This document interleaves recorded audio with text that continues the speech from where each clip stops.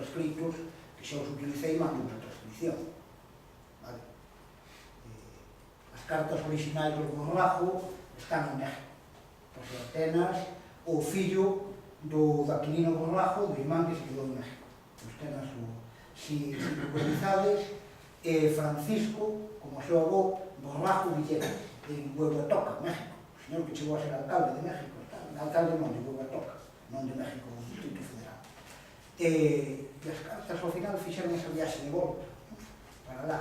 Pero, bueno, transcripción isto non ten.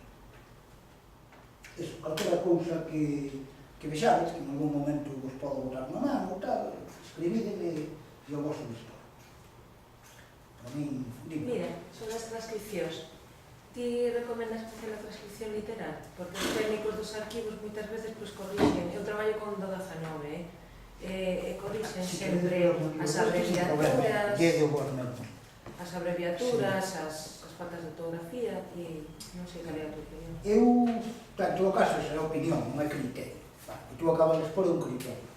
É dicir, é serio e é o que hai que tomar como tal. Eu que fixen, cando transcribía textualmente as cartas, igual que cando me tomaba o palizón de transcribir as grabacións, cando eran os mozos e poníamos todo o tempo do mundo, agora xa grava que ten, eu tomo notas a man. Logo paso a limpo a man outra vez, e quedo con eso para redactar. Eu o que fixen foi transcribir literalmente. Nos libros que van aparecendo, os fragmentos que aparecen son textuais, bueno, igual que vistedes agora, e dices, isto está moi mal escrito. O sea, máis que nada pensando, tamén hai que ser un pouco xeneroso, non? Pensando que detrás de min van vir outras persoas e que dispoñan ou ben do documento do epistolario dos Naveiras e do Borrajo hai fotocopia das cartas no arquivo de emigración. Claro, na agua foi non escaneada, estuvo falando do ano 2000. Hai a fotocopia do documento original e hai a transcripción. O sea, deso sí que fixen transcripción. Claro, tirei-me ao mellor 2 ou 3 meses transcribindo, pero bueno, mentre transcribes tamén vas sacando xa o fragmento que te interesa, si te liches previamente. A literatura sobre redes, sobre todo isto, e os debates que había na época. Tes claro para que che sirve, é dicir, tes o plano do edificio e vas sacando ladrillos ou sillares para construir ese edificio. E logo queda a transcripción. É unha opción, xa te digo, se non o fago, porque non teño tempo. Xe que me resulta totalmente imposible. Teño familia. Vou facer 50 anos. Daquela facía, a verdade é que eu estou contento de telo feito e por eso vos digo, mira, eso está aí. Se o necesitado, dispontes de ir. Para que vas facer un traballo que xa fixe outra persoa. Incluso pensando, non? Porque logo a interpretación do texto xa faz ti. A interpretación do parágrafo ou contextualizar a carta. Hai unhas cartas, claro, e volvemos ao antes, non Paredes no 30, non no 36, da familia do Ferro Couselo, é dicir, a xeración anterior é Constante Couselo, emigrado na Argentina, retornado e alcalde de Valga, e o seu cuñado Gomercindo Ferro. Vale, esos son, e non só iles, pero iles están entre os que montan o sindicalismo agrícola en Cordeiro, nesta parroquia de Valga. Conservaron algunhas cartas desa familia, e hai poucas, pero unhas poucas, do ano 37 ao 39, de Gomercindo Ferro, que son durísimas.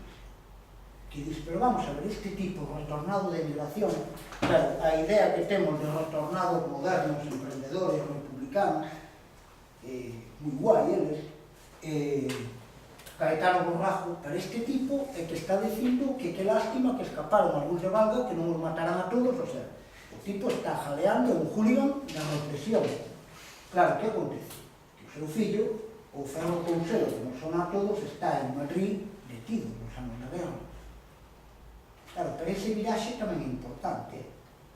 Estes retornados de emigración que nos anos 10 e 20 son moi modernos, anticlericales, etc., nos anos 30 fanse máis conservadores, claro, a propiedade. E algúns, nos anos 40, védelos en falanxe ou incluso como alcaldes. En Coles houve un exemplo desto, por certo. Bueno, polo que pude recoller eu, non foi o Freba, que como me chaman ali, pois non foi un falanxista especialmente duro, coa represión ao contrario, que ainda salvou xente e tal. Pero é un señor que volve de Cuba, con Carcos, que establece un Serradoio negocio moi típico dos emigrantes. Claro, é un negocio que podes establecer no ámbito que coñeces, compras e vendes madeira, serras madeira, bueno, require un investimento, pero non tanto, e móveste nun ámbito que coñeces, e este home, claro, nos anos 40, ascende social e económicamente, compra o Pazo de Lagariños, o Pazo de Lagariños na Tese de Villares, acaban comprando un areán comerciante en Ourense, pero de familia tamén da contorna, e este señor, e faise unha foto diante do Pazo coa súa muller, xa maiores, é o símbolo do éxito. Claro, entón eu diría que sí.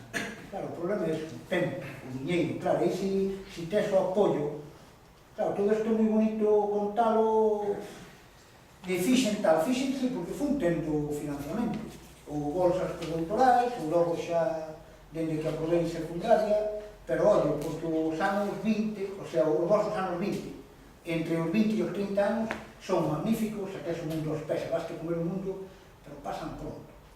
En os 30, e non quero meter vos presión, perdón, ollo, non quero meter vos presión. Os 30 hai que aproveitalos moito, porque senón logo levas 10 anos perdidos e xa non nos recuperas nunca. Volvendo dun curso en Valladolid, desto de Ávila, non, eu volví con Tito, que é unha persoa práctica, vale, tipo a parte de encantador, bo mestre e tal, pero un tipo cos pés no chão. E eu, trouxeme de volta, e eu viñalle contando o que quería facer. Se non vamos a ver, ti o tempo de aprender xa che pasou, ti estás no tempo de facer. O sea, te dicen, non, mira, non me digas que vas perder o tempo, ir a un curso de verán, sí, un curso de verán no Escorial, a oír a este que fixo a biografía monumental de Franco, o americano este. Stanley Payne. No, Presto. No, Stanley Payne. Eu chupei a Stanley Payne nese curso. E de Cristina, claro, realmente... Bueno, antes de que...